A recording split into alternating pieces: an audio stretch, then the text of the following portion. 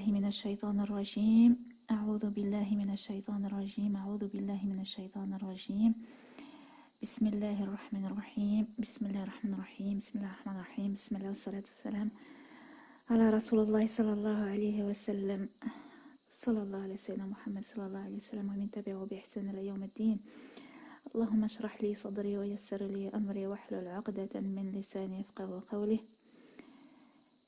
Je teste un nouveau casque avec un micro intégré. Apparemment, on m'entend bien. J'ai l'impression d'être dans un appareil, dans un avion. Alhamdulillah.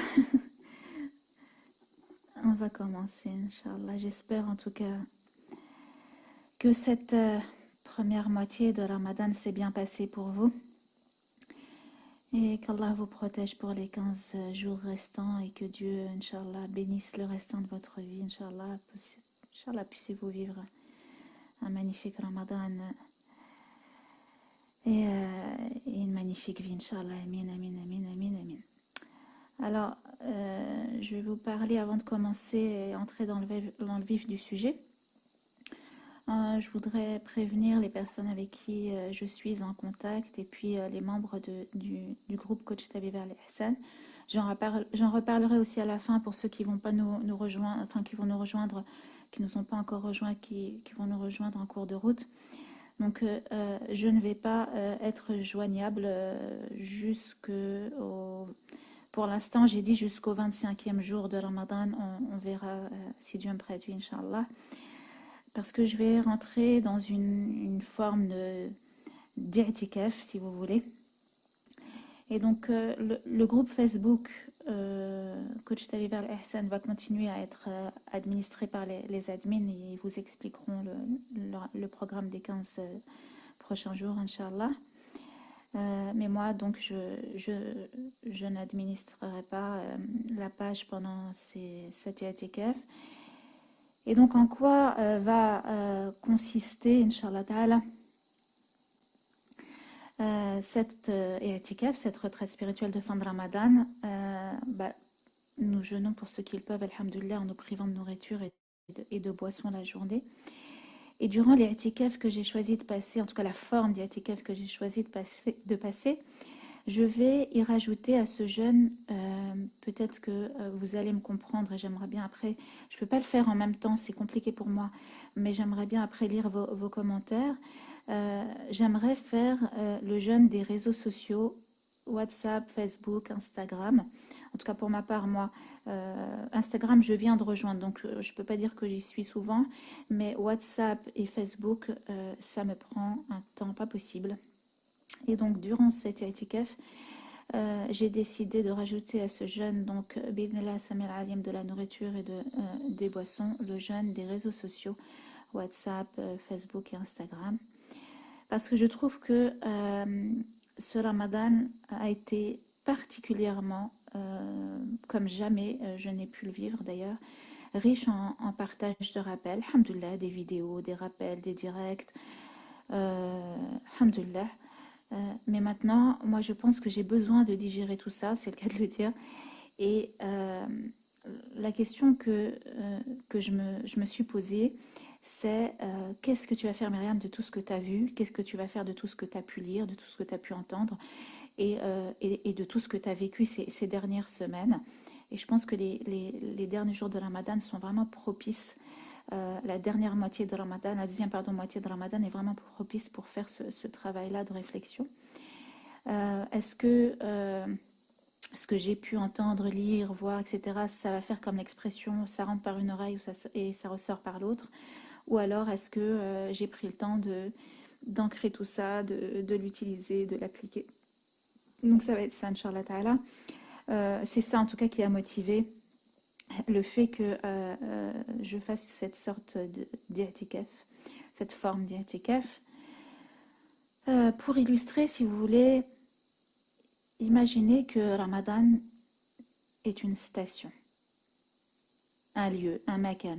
Donc, Ramadan, c'est un mois, mais imaginez que Ramadan est une station, c'est un lieu, un makan, un endroit où chaque année, les musulmans du monde entier s'y retrouve. C'est un endroit où Dieu a empêché les shayatines d'y entrer. C'est un endroit où l'on se sent motivé pour faire plus d'efforts. C'est un endroit où l'on se sent bien, où l'on se sent protégé, proche de Dieu, empli de paix, empli d'espoir, parce que Dieu nous a fait une promesse que dans cet endroit, quand tu auras fini d'y passer le temps qui t'est imparti, tu as la promesse du pardon de Dieu. Donc, quand vous appréciez être dans un endroit, mais qu'on t'a annoncé, et tu sais que tu vas devoir quitter cet endroit, et pour notre part, dans une quinzaine de jours. Normalement, naturellement, tu vas te mettre en mode « j'ai pas de temps à perdre en fait ». Parce que dans 15 jours, je verrai plus cet endroit. Jusqu'à l'an prochain, si Dieu me l'accorde.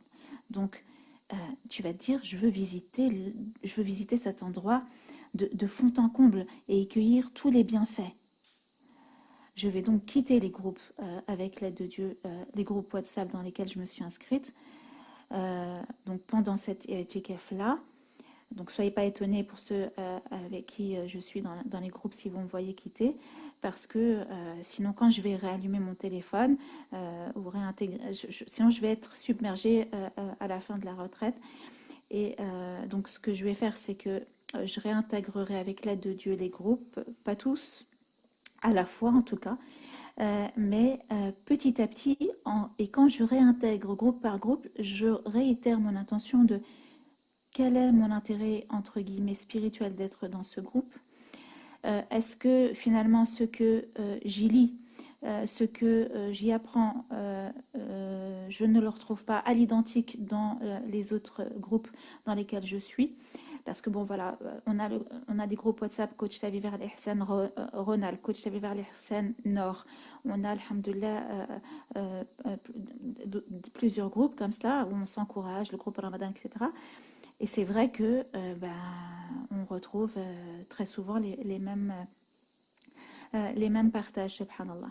Donc, à ce jeûne des réseaux sociaux, j'ai l'intention d'y ajouter, Inch'Allah Ta'ala, donc on a dit avec le jeûne de la nourriture, le jeûne des boissons, et j'y ajoute le jeûne des réseaux sociaux. Et donc, à ce jeûne des réseaux sociaux, j'ai l'intention d'y ajouter, avec l'aide d'Allah, le jeûne de la parole. Ça veut dire quoi le jeûne de la parole? Ça ne veut pas dire que je vais arrêter de parler, je vis la même vie que vous, j'ai une vie de famille, etc. bien évidemment. Le jeûne de la parole inutile, le jeûne des paroles d'agacement. Donc me retenir de me mettre en colère et ne dire que des choses positives avec l'aide d'Allah. On reste des humains bien évidemment, mais en tout cas de me reprendre si ce n'est pas le cas, en limitant mes propos au strict nécessaire, en évitant les bavardages parce que justement, j'ai pas de temps à perdre durant ces 15 derniers jours et en emplissant le plus possible mes mots d'amour et de paix, mes paroles. Et si ce n'est pas le cas, si je sens que ce que je vais dire n'est pas empli de paix, d'amour, d'encouragement, de félicitations, de positivité, je préfère me retenir, me taire ou limiter à quelques mots mes propos. En tout cas, c'est l'intention que j'ai. Je ne vous dis pas que je vais y arriver. En tout cas, voilà l'intention que j'ai mis. C'est, en plus du jeûne des réseaux sociaux, c'est le jeûne des paroles inutiles et des paroles d'agacement qui pourraient surgir de par la fatigue venant, bien sûr, avec les 15 derniers jours de Ramadan. Et donc aussi en contrôlant mon débit, donc le débit de parole, en faisant que ce débit soit pas en mode speed. Et Dieu sait qu'en fin de journée, on a tendance, ouais, mais ça là, attends, et la table est heavy. On peut avoir tendance à être en mode speed et puis finalement, on perd tout le bénéfice de la journée et des efforts qu'on a fait spirituels dans la journée. La dernière demi-heure où on est en train de poser la table et tout, et ben on s'embrouille, on n'est pas content et puis on arrive à table en état d'énervement alors que c'est normalement le moment où on est censé se retrouver dans la joie parce que Allah nous enseigne par l'intermédiaire de son prophète sallallahu alayhi wa sallam, pour le jeûneur, il y a deux joies, la joie au moment de rompre son jeûne et la joie lorsqu'il verra la quantité de bienfaits qu'il y a dans le fait de jeûner et son secret est entre les mains d'Allah subhanahu. Alors, donc, voilà, le but, c'est le calme, la douceur dans les mots. Et puis, auquel cas, si je vois que ce que je vais dire n'est pas empli de calme et de douceur, silence et sérénité intérieure pour être dans ce self-control, pour que le jeûne joue son rôle qui est de m'aider à être dans ce self-control. Donc, jeûne des réseaux sociaux, jeûne, Inch'Allah Ta'ala, de la parole inutile et de la colère. Et puis, si Dieu me facilite durant cette forme d'irtikaf que j'ai choisi de faire durant ces 15 jours, euh, euh, alléger encore plus mon alimentation. Donc, je ne suis pas quelqu'un qui mange souvent de la viande, donc là, j'avais quand même mangé de la viande blanche et puis du poulet, par exemple. Et là, je vais complètement, avec l'aide de Dieu, arrêter. Ça, c'est personnel, hein. Je vous dis pas faites ça, hein. Je vous dis juste quelle couleur va prendre cet yatikaf, vous invitant vous à réfléchir sur quelle forme, si vous êtes intéressé, faire prendre à ces 15 derniers jours. Donc pourquoi? Ben, toujours dans ce but d'alléger, d'apaiser, de soulager le corps. Donc une cure de légumes, de fruits frais, il y a plein de vitamines et de minéraux, Inch'Allah, parce que dans cette yatikaf, l'idée c'est de s'imaginer être dans une grotte et dans ta grotte, bah, tu vas pas avoir une table qui fait 3 mètres de long. Donc au programme Coran avec l'aide d'Allah, donc bouchée double, méditation, appréciation de chaque chose en fait. Donc la contemplation et puis l'écoute du beau. L'écoute du beau, apprécier le chant des oiseaux, ouvrir la fenêtre, le dhikr, faire le vide, et puis s'oxygéner l'esprit pour savoir avec quoi on souhaite le remplir, avec les pensées positives, en réfléchissant sur ses priorités et les bonnes résolutions qu'on souhaite garder après le confinement. Donc voilà, ça c'était la parenthèse du début du rappel, le temps que les frères et les sœurs puissent se connecter. On va commencer dans le vif du sujet, mais donc soyez pas étonnés si je ne serai pas réactive sur le téléphone. J'entre donc dans une forme de d'Iatikef, Inch'Allah Ta'ala. Je resterai, qu'Allah vous préserve, qu'Allah vous préserve, qu'Allah vous préserve. Je resterai joignable pour les urgences, bien sûr, par le biais de ma famille, Inch'Allah Ta'ala. Donc voilà. Je lirai donc vos commentaires et vos idées ce soir, Inch'Allah, mais à compter de demain, Inch'Allah Ta'ala, je serai plus joignable sur Kochtabi vers Ihsan. Et puis ce rappel sera enregistré pour ceux qui n'ont pas pu le suivre vous pourrez le dire à vos proches sur YouTube, donc sur la chaîne Rappel éveillé spirituel. Donc voilà, bismillah, bismillah. Alors, je m'appelle Myriam, comme vous le savez, normalement, et je vous avoue apprécier, j'affectionne particulièrement ce prénom. D'ailleurs, si je ne m'appelais pas Myriam, j'aurais appelé ma fille ainsi. Et je remercie Dieu d'avoir inspiré mes parents, parce que j'aime particulièrement ce prénom, car je trouve que Myriam est à la croisée, c'est un prénom qui est à la croisée des chemins. Myriam en arabe, Myriam comme on m'appelle, c'est en réalité la version hébreu de Maryam, et Marie bien sûr en français. Et moi qui suis le fruit d'un couple mixte, je suis particulièrement attirée par les rencontres et la croisée des chemins, et je remercie Dieu de m'avoir donné ce prénom universel, alhamdoulilah. Et donc pour faire connaissance avec la Myriam du dehors et mieux comprendre ce que veut dire la Myriam du dehors quand on l'entend, on ne peut s'abstenir de comprendre la Myriam du dedans. Parce que sinon, il manquerait quelqu'un à l'appel. L'une ne va pas sans l'autre. J'ai vraiment besoin dans ma personnalité de sonder, et le mot sonder, je trouve que c'est le mieux approprié à mon sens, de sonder mon intérieur au quotidien pour vérifier si tout le monde va bien là-dedans. Là-dedans, quand je dis là-dedans, c'est mon cœur, c'est mon âme, c'est mon essence. Et si je suis toujours dans cette quête d'alignement, c'est pour vérifier si mes intentions profondes sont authentiques, subhanallah. Et ces jours-ci, après mes prières, j'ai assisté à un dialogue intérieur des plus surprenants. Donc voilà, je suis en train de sonder ce qui se passe à l'intérieur.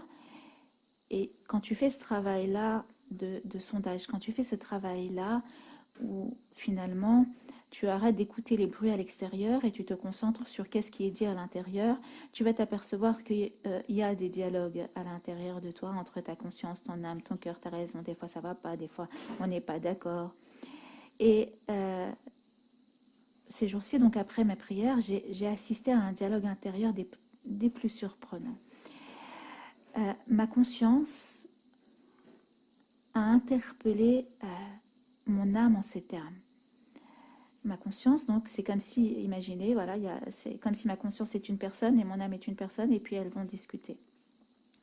Et donc, là, ces derniers jours, ma conscience a interpellé mon âme en ces termes. Elle lui dit, alors comme ça, tu t'accordes le luxe de faire un rappel vendredi soir dont le thème sera l'émerveillement.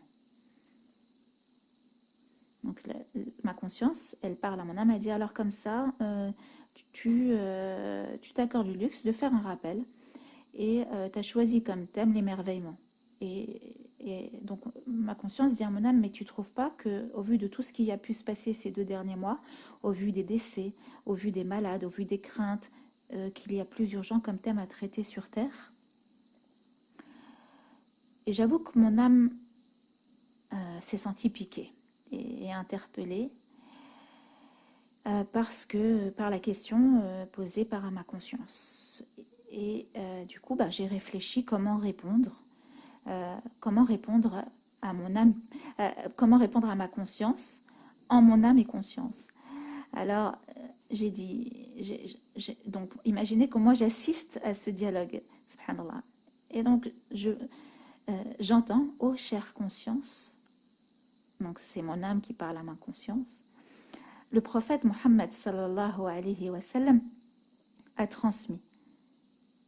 Si vous faites partie de ceux qui assisteront au tumulte de la fin des temps, et que vous avez en votre main une graine, plantez-la. Donc ma conscience entend ce que mon âme lui dit, et elle lui rappelle ce qu'a dit le prophète sallallahu alayhi wa sallam, si vous faites partie de ceux qui assisteront au tumulte de la fin des temps et que vous avez entre votre main une graine, plantez-la. Sous-entendu, ne succombez pas au fatalisme, à l'attentisme, ni au désespoir. Et donc, venir, et le mot c'est venir en fait, hein, avec tes gros sabots, Myriam. Parce que j'ai ce juge intérieur tyrannique qui est là et qui te dit bien, pas bien, t'aurais dû, c'est pas comme ça, peut-être qu'il faudrait parler de ça, peut-être il faudrait pas parler de ça. Et donc, venir vous parler de l'émerveillement ce soir, ça m'a fait me questionner, est-ce que c'est vraiment le thème qu'il fallait? Et puis finalement, ce hadith-là m'a rassurée. Venir vous parler de l'émerveillement ce soir, c'est un thème que j'affectionne particulièrement et j'avais eu le plaisir de parler et de traiter de ce thème dans le cadre d'une rencontre interreligieuse en Belgique qui avait été vraiment une très très belle rencontre. Donc il y avait une sœur chrétienne et puis un rabbin, et on avait en face de nous donc un public multiconfessionnel, et puis on a pu parler de l'émerveillement en islam, de l'émerveillement dans le christianisme et de l'émerveillement dans le judaïsme. Et donc je m'étais dit un jour que je prendrais le temps de refaire un rappel sur ce thème dans le cadre de nos assises spirituelles. Et donc choisir de vous parler de l'émerveillement, pour moi ce soir, c'est continuer de vouloir y croire et de vouloir semer pour continuer de protéger le beau et de donner du sens à ma présence sur Terre.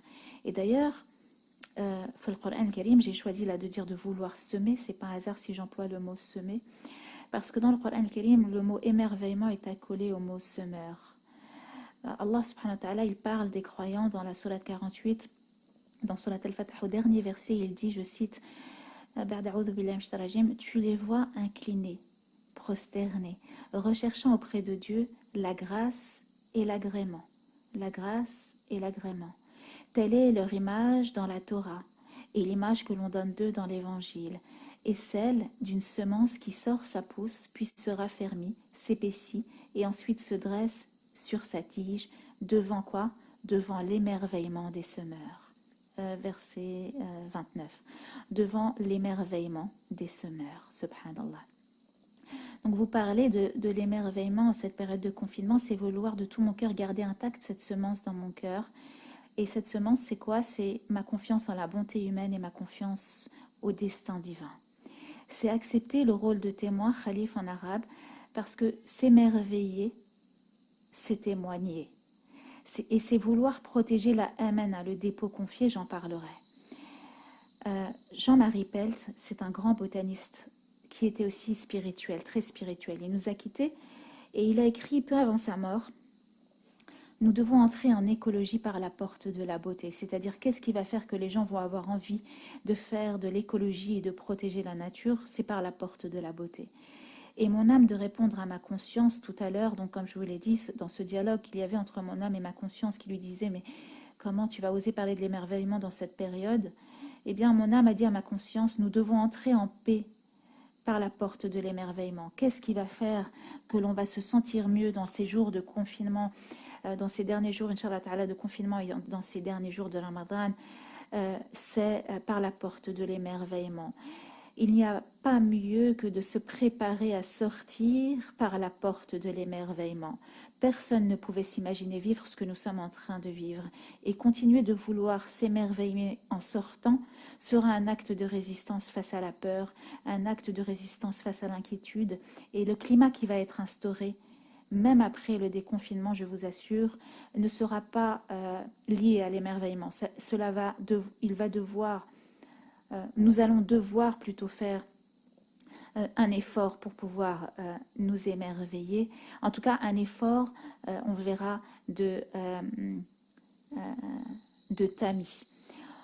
Pour moi, venir, et je rappelle encore venir, hein, le mot il est important pour moi, vous parlez de l'émerveillement en ces temps de bruits internationaux tristes et obscurs, c'est faire acte de résistance. C'est résister à la confusion ambiante largement instrumentalisée. Je ne vais pas rentrer dans les détails, vous me connaissez.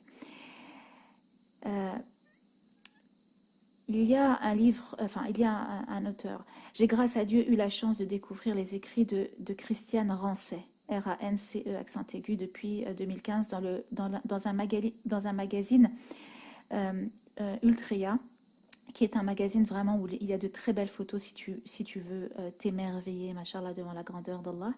Et donc j'ai découvert cette dame, et c'est avec elle laquelle j'ai donc fait cette rencontre interreligieuse depuis 2015. J'ai pu découvrir ses premiers écrits.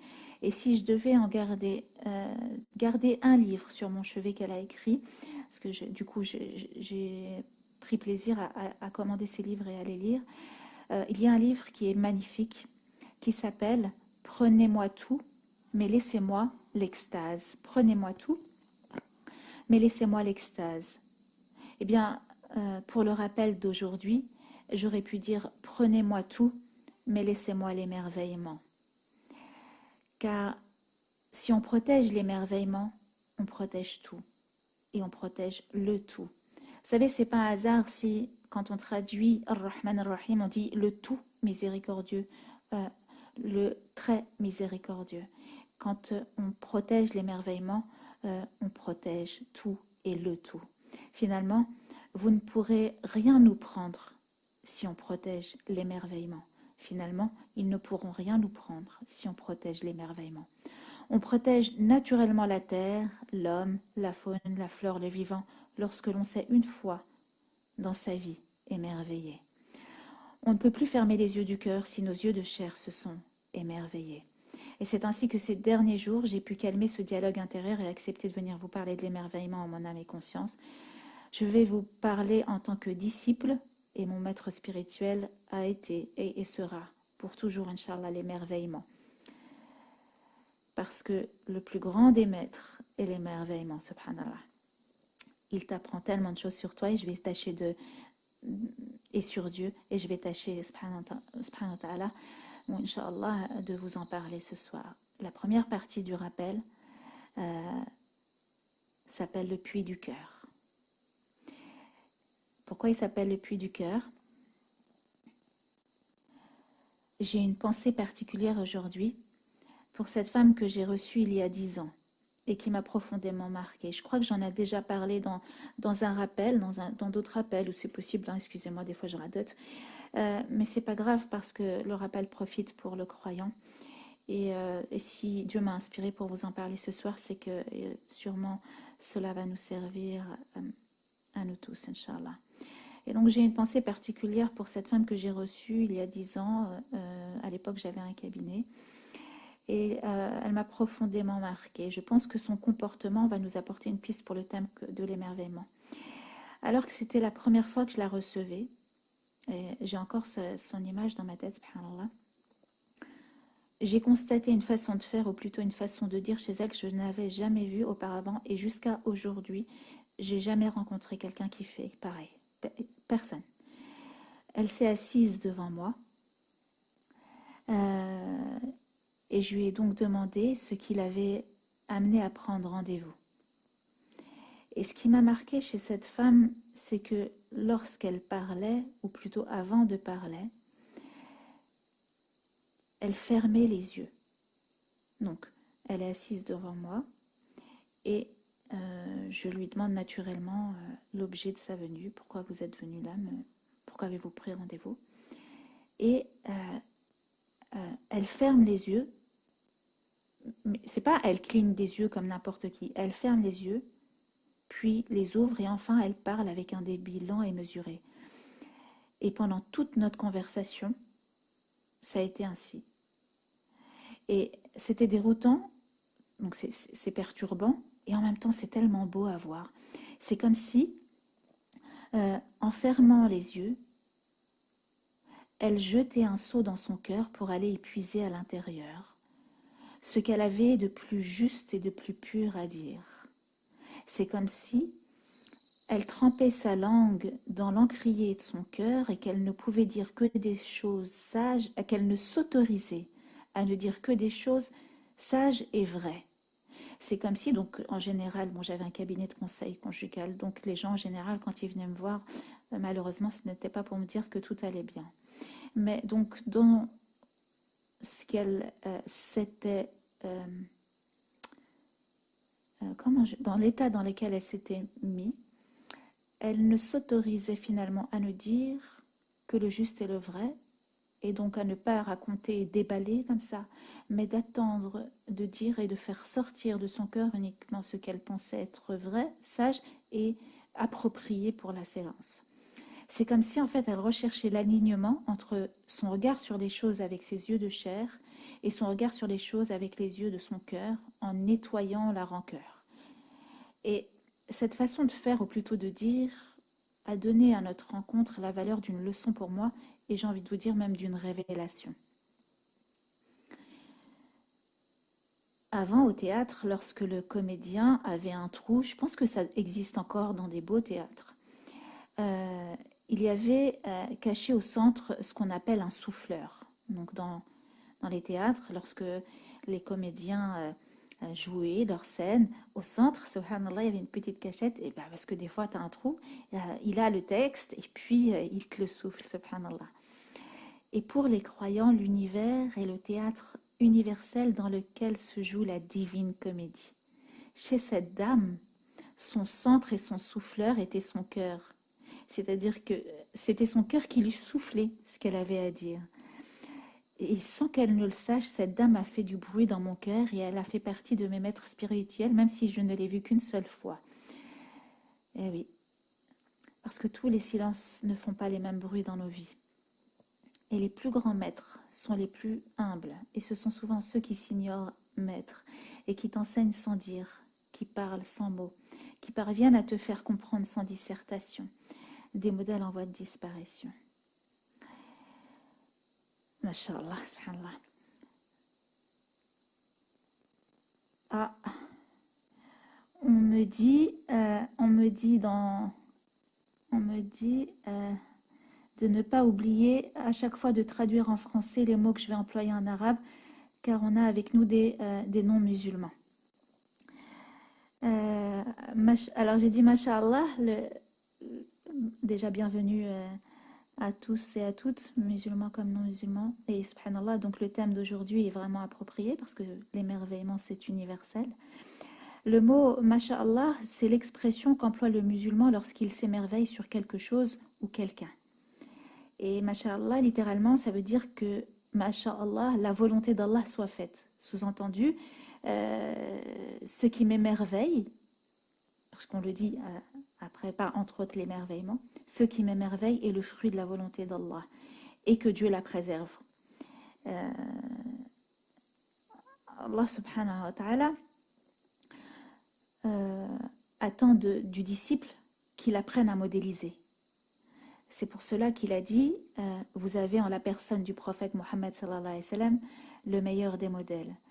Et donc, j'espère, Inch'Allah, modéliser ce que j'ai compris auprès de cette femme en puisant les mots que je vous dirai ce soir dans le puits de mon cœur, Inch'Allah ta'ala. Excusez-moi, je vais boire un peu.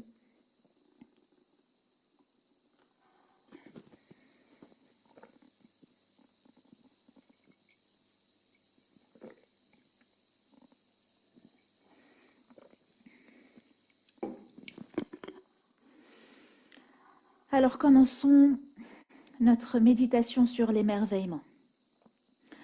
Et normalement, j'ai essayé, de par les mots que j'ai employés depuis le début de notre soirée, d'employer des mots qui nous mettaient déjà dans un état contemplatif et méditatif.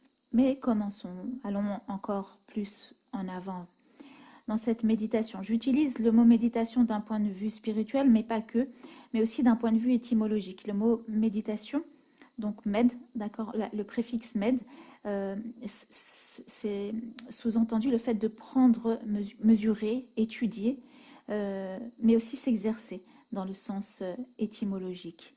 Donc, méditation sur l'émerveillement, c'est étudier comment on peut s'émerveiller, prendre la mesure, mais aussi s'exercer à l'émerveillement.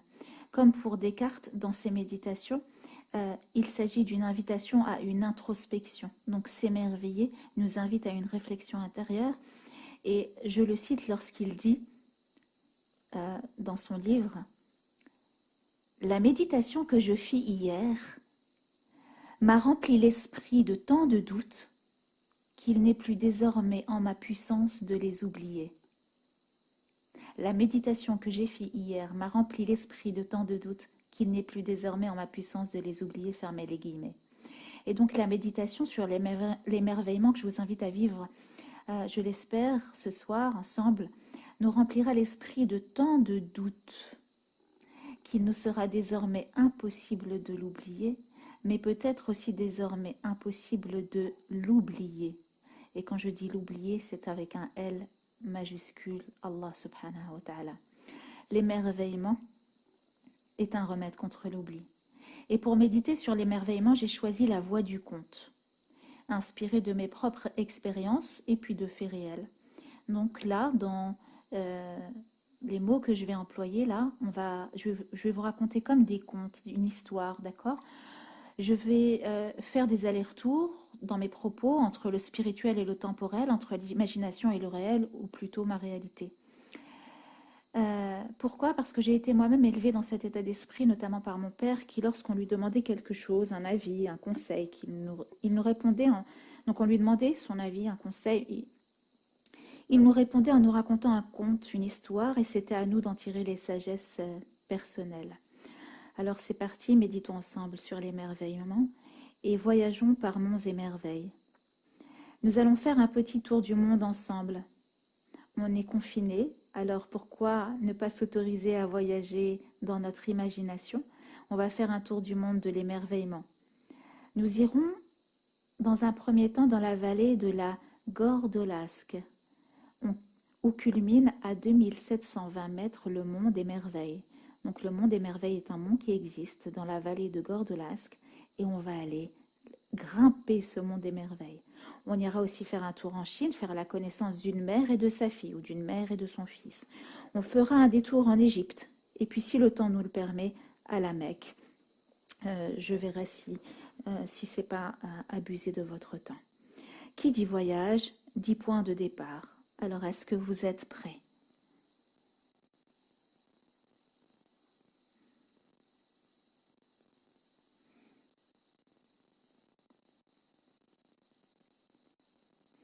Bismillah, on y va. Tawakkalna ala al-hayyu. Bismillah.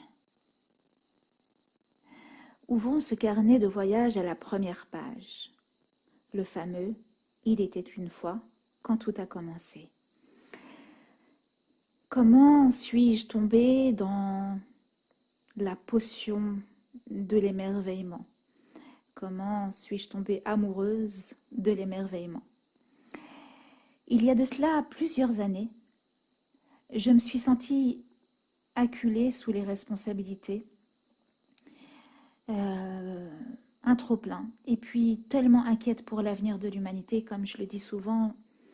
J'aime la communauté comme une mère aime ses enfants, et j'aime l'humanité comme une mère aime ses enfants. Et une mère, elle s'inquiète pour ses enfants et elle s'inquiète pour la communauté. Et des fois, je passe par des périodes où je ne suis pas bien comme n'importe qui d'autre parce que je suis inquiète pour mes enfants, subhanallah. Et donc, je me suis sentie acculée sur les responsabilités, puis inquiète voilà, pour l'avenir de l'humanité, au point où je ne trouvais plus d'énergie à puiser en moi.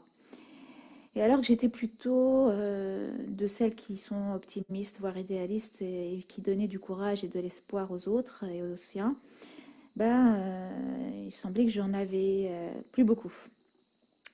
Et j'étais installée dans mon salon et puis j'ai décidé de m'autoriser à regarder un film pour faire une pause. Et le mot autorisation ici a toute son ampleur, subhanallah. Et installée dans mon salon, j'ai décidé de m'autoriser à regarder un film pour faire une pause. Et je voulais pas regarder n'importe quel film, je voulais pas perdre mon temps devant n'importe quelle chose débilitante. Et je ne voulais pas aussi un film inspiré de faits réels, ni de comédie triste et dramatique pour ne pas désespérer davantage, j'ai envie de vous dire. J'ai comme ça des livres que j'aime lire et relire pour me redonner la pêche.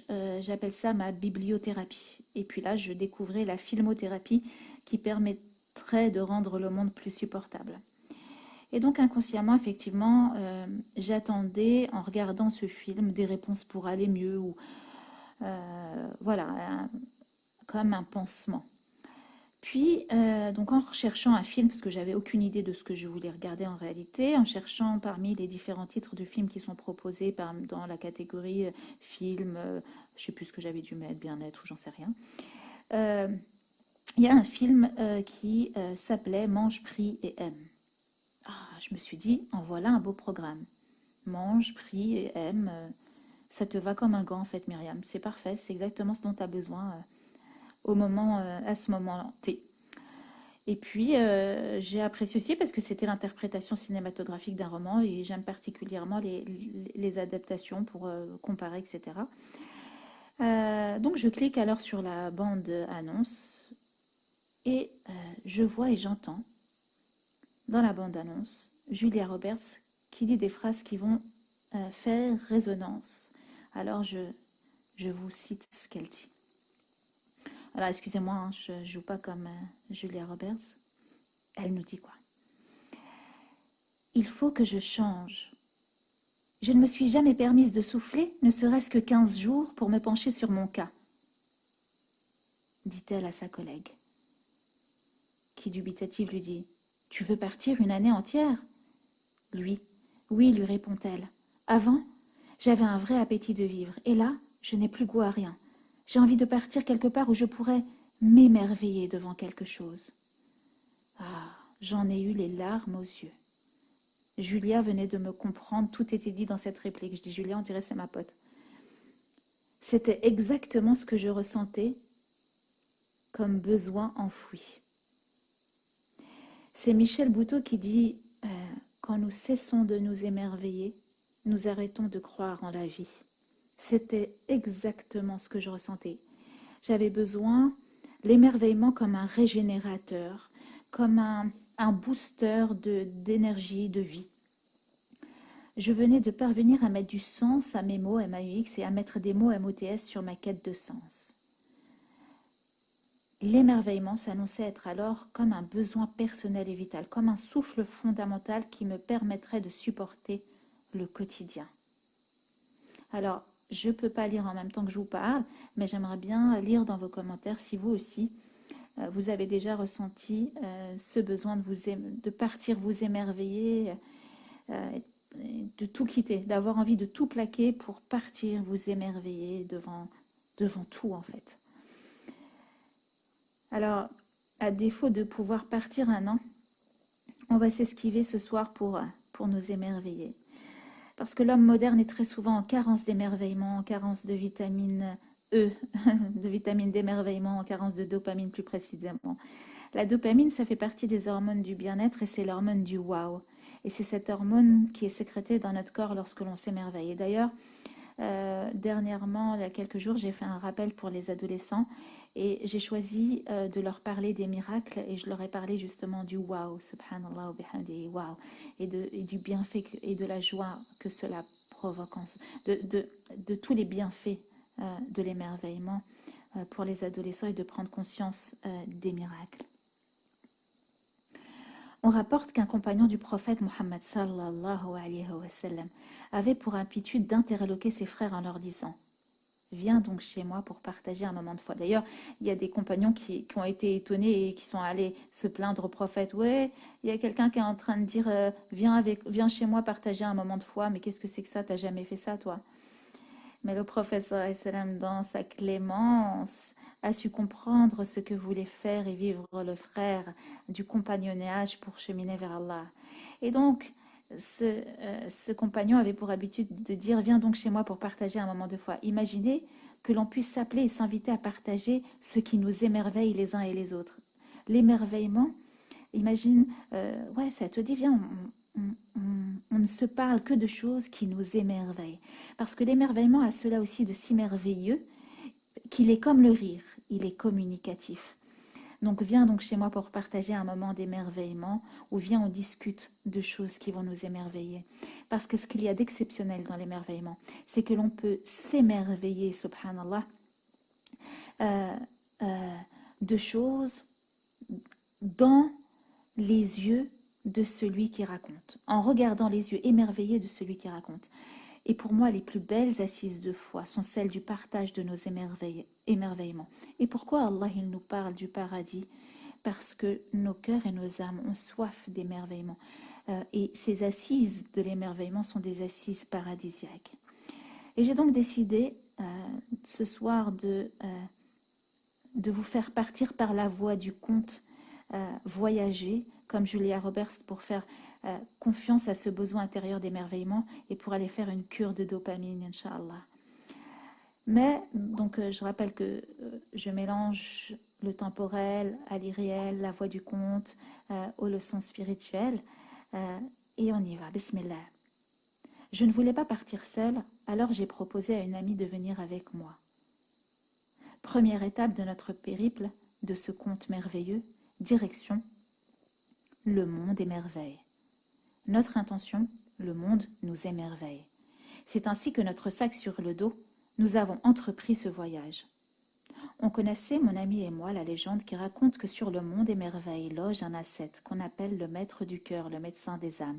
Certains ont la chance de pouvoir le rencontrer au sommet, mais ce n'est pas le cas à chaque ascension. On espérait vraiment pouvoir le voir pour recevoir.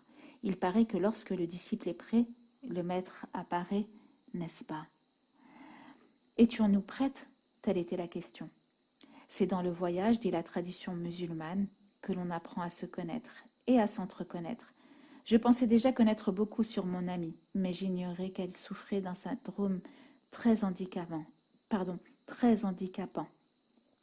appelé le syndrome de la chèvre. En effet, à chaque fois que je m'émerveillais, à chaque fois que je m'époustouflais devant quelque chose durant notre ascension, elle ne cessait de dire « C'est beau, mais c'est loin quand même ». Lorsque je lui disais durant une pause « Regarde la chance que l'on a de recevoir, de pouvoir s'arrêter ici et manger devant ce panorama, ce plat n'a pas le même goût quand on s'émerveille sur ce qu'il y a autour. C'est bon, mais c'est froid, j'aurais bien aimé manger chaud. » Et plus on progressait, et plus on gravissait, et plus son syndrome augmentait, subhanallah.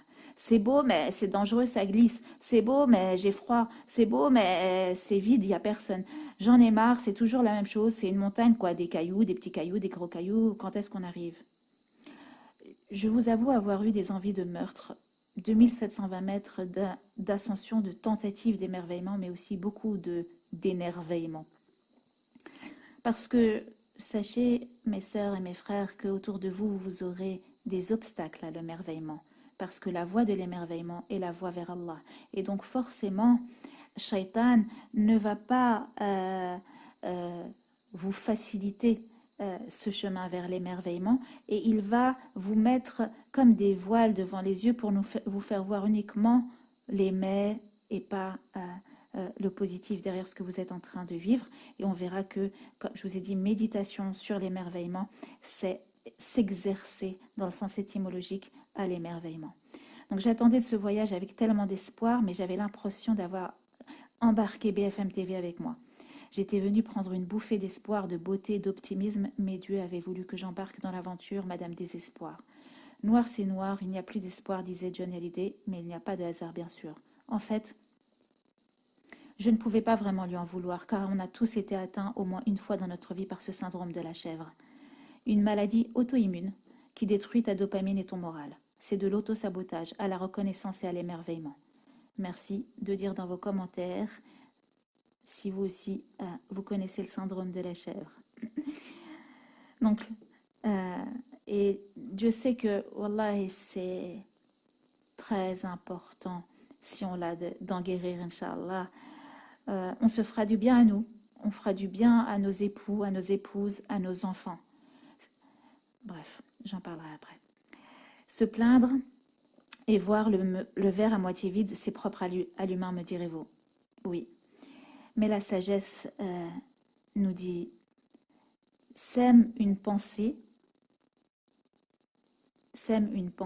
et tu moissonneras une action. Sème une action et tu récolteras à force une habitude. Et sème une habitude et tu récolteras un caractère. Et sème un caractère et tu récolteras des comportements. Et sème des comportements et tu récolteras ta destinée. Donc pour ceux et celles qui sont atteints par le syndrome de la chèvre, ceux qui disent tout le temps oui mais, ben, tu sèmes une pensée qui est négative, tu vas moissonner une action qui sera négative, et à force de semer une action qui est négative, tu récolteras à force une habitude, et cette habitude va s'imprégner dans ton caractère, et tu vas avoir un caractère de chèvre, et finalement, à force, ta destinée sera la destinée d'une chèvre, et ce sont des propos lourds de conséquences et de sens.